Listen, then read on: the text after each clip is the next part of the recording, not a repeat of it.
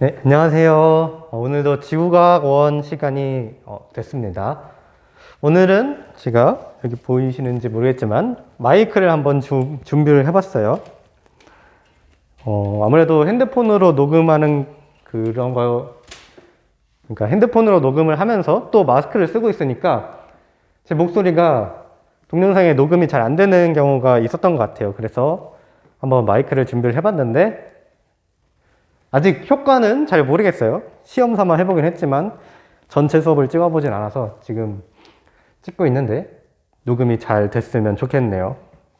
뭐 아무튼 오늘 배울 내용은 저번 시간에 그 멘틀 대류를 설명하면서 왜 하와이는 판경계가 아니라 태평양 중앙에 분포를 하고 있느냐, 우리는 판경계에서 화산 폭발이 일어난다고 배웠는데 왜 판경계가 아닌 태평양 중심에 화산, 그러니까 그러니까 화산 폭발로 생겨난 그 마그마가 굳어진 화산섬이 어떻게 분포를 할 수 있느냐, 그거를 이번 시간에 이제 풀룸 구조론으로 설명을 한다고 얘기를 했습니다. 그래서 오늘 배울 교과서 페이지는 29페이지고요. 배울 내용은 바로 풀룸 구조론이 되겠습니다. 풀룸 구조론이라는 말을 혹시 여러분들 한 번쯤 들어봤나요? 들어보기는 좀 어려웠을 것 같은데 이게 예전부터 있던 이론이 아니라 굉장히 최근에 들어와서 아무튼 최근에 생성된 그런 이론이에요. 비교적 최근에 생성되었고 그 교과서에 실린 것도 되게 얼마 안 됐을 겁니다. 2015 개정에서 아마 비로소 생긴 걸로 알고 있고, 그렇게 따지면 이제 2년 차가 된 거겠죠. 작년에 처음 교과서에 실렸을 거고. 아무튼 되게 최신 이론인데 얘는 결국에 뭘 설명하고 싶냐면 이런 지구 내부 그리고 이런 판의 이동을 설명해 주고 싶은 이론이에요. 그래서 판의 이동과 관련된 이론들이 우리가 되게 많이 배웠는데 처음에 나왔던 게 바로 베게너가 주장한 그 대륙 이동설이었죠. 대륙 이동설과 관련된 뭐 증거들도 여러 개 배웠고요. 그 다음에 나왔던 게 그 멘틀 대류설이죠. 그리고 이 다음에 나왔던 게 음양측신법으로 그런 해저 지형을 알 수 있었고, 멘틀 대류설 다음에 나온 게 해저 확장설이라는 이론이 나왔습니다. 그리고 이 세 개들을 다 종합해서 판구조론이라는 이론이 나온 것이고요. 그리고 사실 이 모든 걸로만 해도 이 대륙이 이동하는 것을 완벽히 설명하기는 어려워요. 아직도 왜 대륙이 이동하고 있는가에 대한 원동력을 찾고 있고, 지구 내부의 그런 구조에 대해서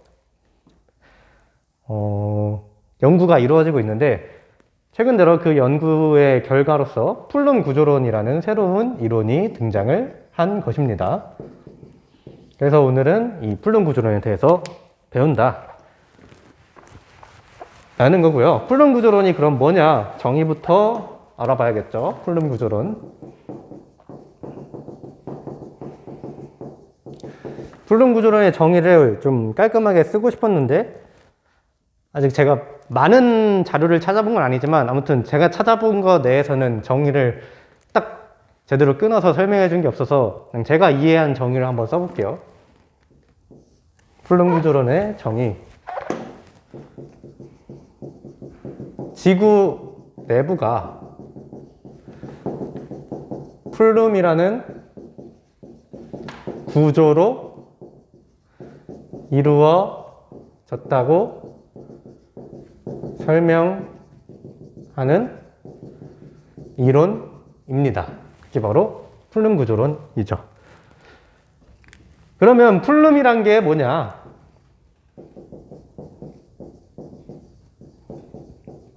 풀룸은 그 멘틀 하부에서 지표면까지, 이게 잘 안 나오네요. 바꿀 때가 됐나봐요. 잠깐 바꾸고, 향하는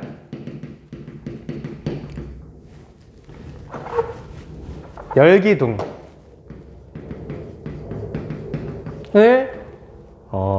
플룸이라고 얘기를 합니다. 이걸 말로만 하니까 어떤 건지 잘 모를 수 있는데 그 교과서 29페이지를 보면 플룸이란 게 이거구나를 좀 알 수 있어요. 거기 보면 이렇게 지구 내부가 그려져 있고 여기 핵이 있죠, 핵. 거기는 내핵이랑 외핵도 구분을 해놨는데 아무튼 핵이 있고 그 핵의 경계면, 이 겉부분에 빨간색으로 약간 버섯처럼 생긴 그림이 있을 거예요. 이런 식으로. 이 핵의 경계, 이 부분을 우리는 멘틀의 하부라고 지금 볼 수가 있습니다.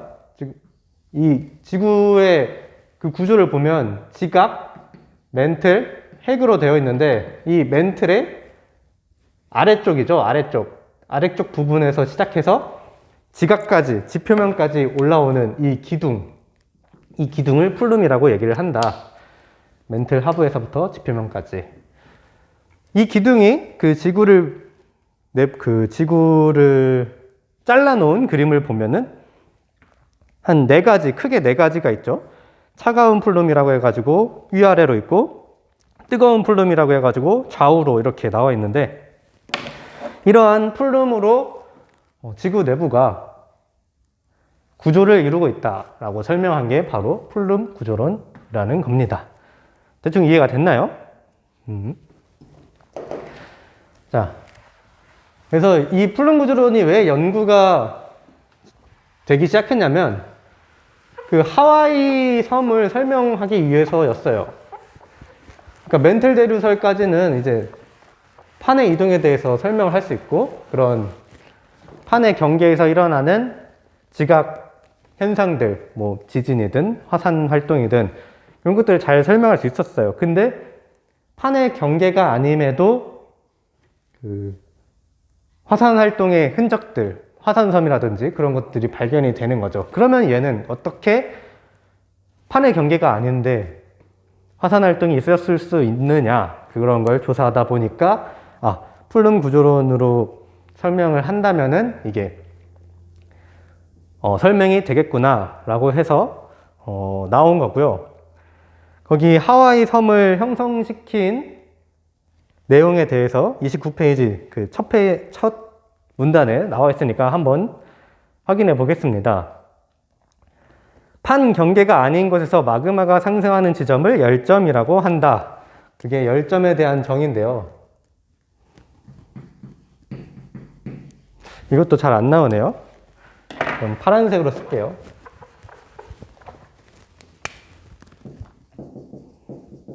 자, 열점은 판 경계가 아닌데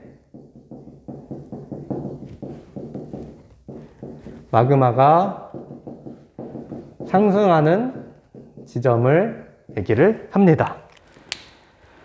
그래서 아까 29페이지 그 지구의 단면을 다시 확인을 하면 이렇게 뜨거운 플룸이라고 해가지고 멘틀 하부에서부터 상승을 해서 지표면까지 나가는 곳, 여기가 있어요.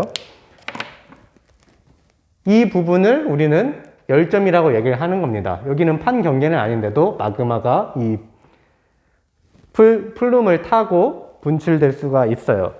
그래서 이곳을 열점이라고 얘기를 하고 판 경계가 아님에도 화산 활동이 일어날 수 있다. 자, 그래서 다음 그쪽을 읽어보면 열점은 암석권보다 깊은 지구 내부에 고정되어 있는 것으로 해석되고 있다. 이 플룸의 위치는 변하지 않고 고정되어 있습니다. 그 얘기를 그 교과서에서 하고 있는 거고요.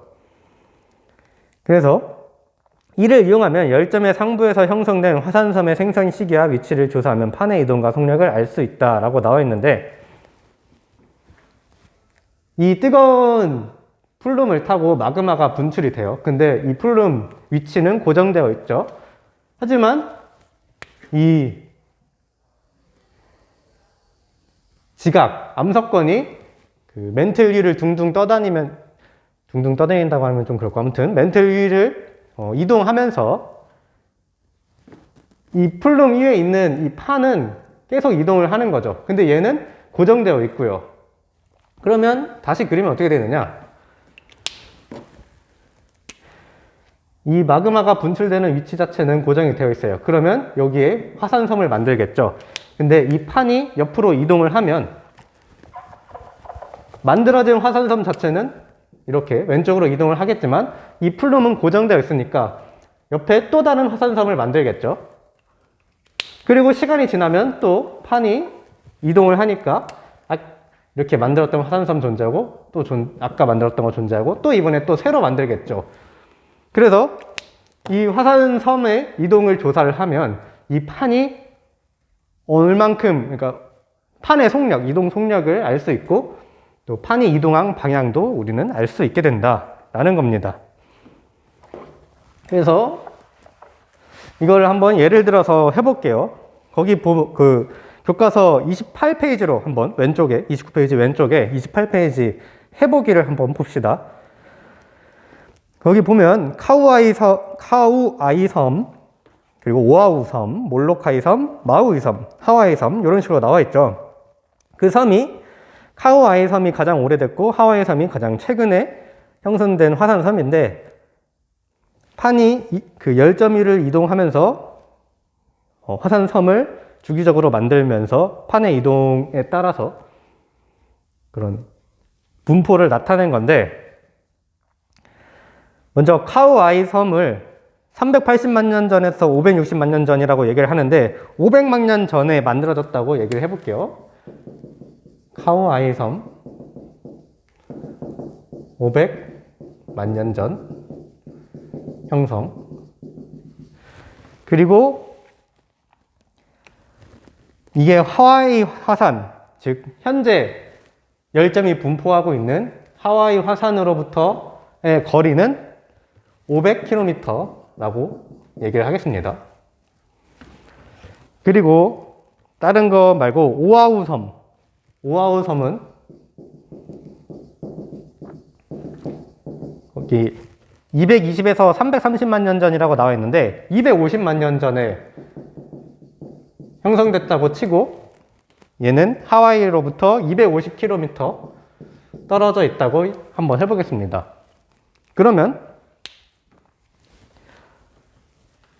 이 카우아이 섬은 500만 년 전에 그 열점의 위치에 있었던 거죠. 아까 여기 판이 있었고 이 아래에 열점이 존재를 했는데 500만 년 전에는 카우아이 섬을 형성을 시키고 판이 이동을 했어요. 이동을 하고 250만 년 전이 되면 이 열점에서 오아우 섬이 형성이 되고 또 판이 이동을 합니다.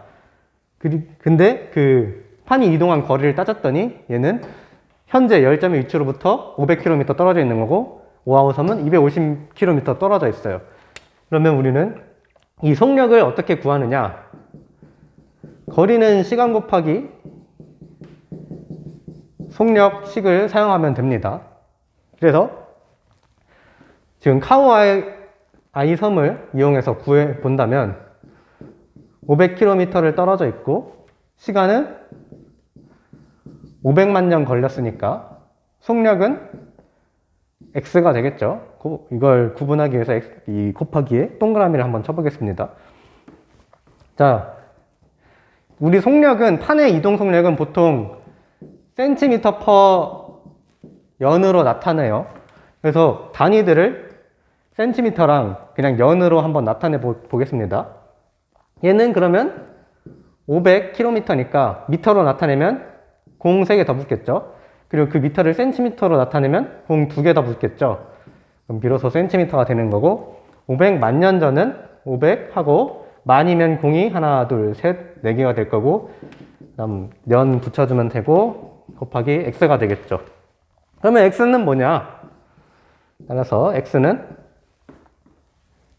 이 500만 년을 분모로 보내면 되죠. 그 옆에 항으로. 그래서 하나, 둘, 셋, 넷. 저 이렇게 막 계산 느리게 하지 않습니다. 여러분들한테 가르치니까 느리게 하다 보니 약간 버벅거리는 거예요. 원래는 파바박 합니다. 아무튼 하나, 둘, 셋, 넷, 다섯 이렇게 되는 거죠. 근데 이 5 약분되고 0 6개 하나 둘 셋 넷 다 6개 하면 10cm per 년이 되겠죠.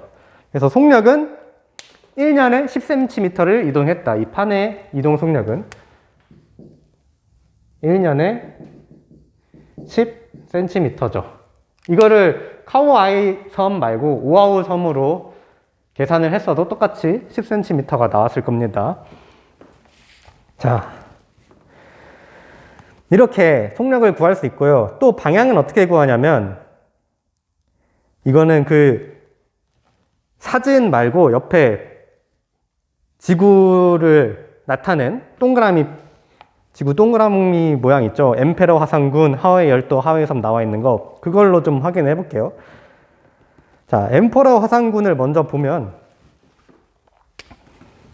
이렇게 지구가 있고 엠페러 화산선이 이런 식으로 분포가 되어 있고, 하와이 열도는 이런 식으로 분포가 되어 있죠. 그리고 여기가 현재 하와이 섬이고요. 얘네들이 시간이 지나면서 만들어진 거예요. 여기가 가장 현재 최근인 거고, 이쪽 부분이 가장 오래된 곳이죠. 그러면 처음엔 여기부터 만들었을 거예요. 이렇게 다 땡겨 오는 거죠.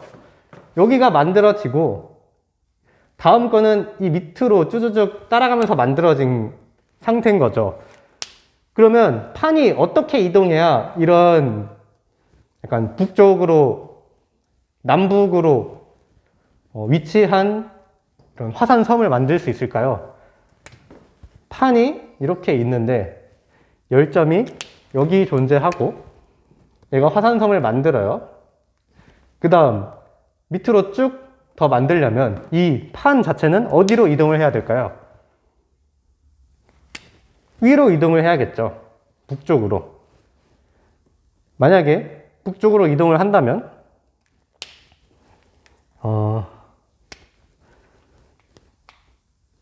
북쪽으로 이동을 한다면 열점의 위치는 그대로고 아까 만들었던 애가 위로 붙게 되고 또 그 아래에 새로운 화산섬이 만들어지는 거죠.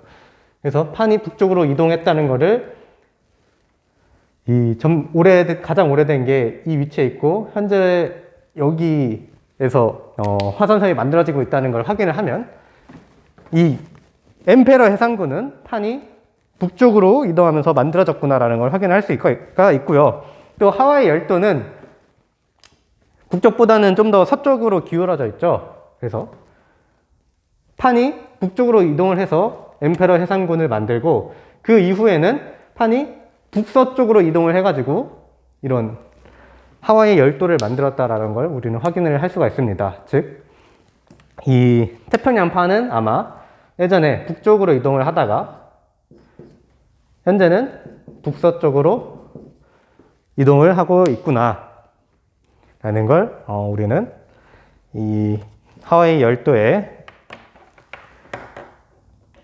분포하는 방향을 통해서 알 수 있다. 판의 이동 방향을 알 수 있다. 그리고 이렇게 시간과 거리를 이용해서 판의 이동 속력도 구할 수 있다. 자, 그래서 앞으로는 하와이를 기준으로 어느 방향으로 섬이 더 만들어질까요? 앞으로 북서쪽으로 계속 이동을 한다면 하와이를 기준으로는 이 남동쪽에, 하와이의 남동쪽에 새로운 화산섬들이 생성이 되겠죠. 뭐 이런 거는 다 알 수 있을 겁니다. 자, 그래서 이러한 열점이 나타내는 까닭이 무엇이냐? 그게 바로 뜨거운 풀룸에 의해서 나타나는 건데요. 거기 교과서 다음 내용을 한번 볼게요. 지진파를 이용해서 지구 내부를 연구한 결과 그림 시사와 같이 지구 내부에 상승하는 뜨거운 풀룸과 하강하는 차가운 플람이 있는 것으로 밝혀졌다. 지진파를 이용해서 지구 내부의 온도 분포를 알 수가 있어요. 어떻게 알 수 있냐면 그 지진파는 지금 수준에서 얘기를 해도 될지 모르겠지만 그냥 간단하게 얘기를 하면 밀도에 따라서 속력이 변합니다. 지진파의 속력은 밀도에 비례를 해요. 정확히 이 밀도라는 물리량 하나로 지진파의 속력이 결정되는 건 아니에요. 좀 더 복잡한 그런 수식이 있는데, 그래도 결국에 뭐 때문에 지진파의 속력이 변해 라고 말을 한다면 그냥 다 뭉뚱그려서 그래, 밀도가 커지면 지진파의 속력은 커져 라고 말할 수 있기 때문에 이렇게 말을 한 거예요. 그리고 여러분들은 아직 그걸 막 배워야 되는 수준은 아니니까 간단하게 그냥 지진파의 속력은 밀도에 비례를 한다. 근데 뜨거운 거랑 차가운 거를 우리 밀도를 비교를 하면, 뜨거우면 밀도가 어떻게 돼요? 그 설명했죠? 열팽창이 일어나면 부피가 커지는 거고, 그럼 밀도는 작아진다. 차가우면 밀도가 커집니다, 상대적으로. 그래서 지진파의 속력이 느려진다 라는 건 거기가 뜨겁다는 얘기고요, 지진파의 속력이 빨라진다 라는 건 그 부분이 차갑다는 뜻입니다. 결국에 그 멘틀을 구성하는 물질 자체는 똑같은데 온도가 달라서 밀도가 다른 거고, 그래서 지진파의 속력이 다르게 나타나는 거죠. 그래서 지진파의 속력, 이 지구 내부를 다 분석을 해봤어요, 지진파의 속력을 가지고. 그래서 어디는 같은 물질로 이루어져 있는데 느리고, 어디는 빠르다, 여기는 더 뜨겁고 여기는 차갑구나, 그렇게 분포하는 거를 확인을 한 겁니다. 그래서 이렇게 지진파의 속력을 이용해서 지구 내부의 그런 온도 분포를 알 수가 있었다. 그래요. 그래서 말을 못했는데, 그래서 뜨거운 곳에 가면 지진파의 속력은 어떻게 될까요? 밀도가 작아진다 했으니까 지진파의 속력도 느려지는 거고, 차가운 곳에 가면 지진파의 속력은 빨라지게 되는 겁니다. 요거는 가끔씩 문제 지문으로 나오니까 알아두면 좋겠고요. 뜨거우면 지진파의 속력이 느리고, 차가우면 지진파의 속력이 빠르다.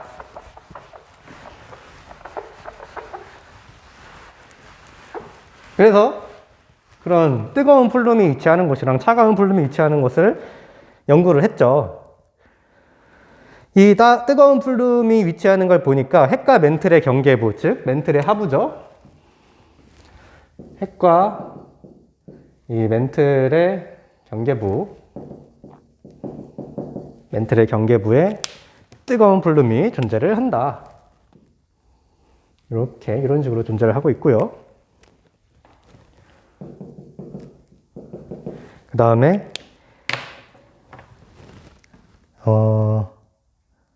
거기 교과서를 읽어보면, 뜨거운 플룸은 핵과 멘틀의 경계부에서 뜨거워진 물질이 원통의 통로를 만들어 암석권까지 상승하는 것이다. 멘틀 하부에서 암석권, 즉 지표면까지 상승하는 이 곳을 뜨거운 플룸이라고 얘기를 한다. 그리고 뜨거운 플룸이 지표 가까이까지 상승하면 마그마를 생성하고 화산 활동을 일으키는데, 이것이 바로 열점이다. 열점에 대한 설명 한 번 더 나온 거고요. 그래서 열점에서 일어나는 화산 활동은 판의 경계가 아닌 곳에서 발생을 합니다. 판의 경계가 아니라 뜨거운 플룸 때문에 일어나는 화산 활동이기 때문에 판의 경계가 아니어도 가능하다. 그리고 이와 반대로 하강하는 차가운 플룸도 여러 곳에 발달해 있다.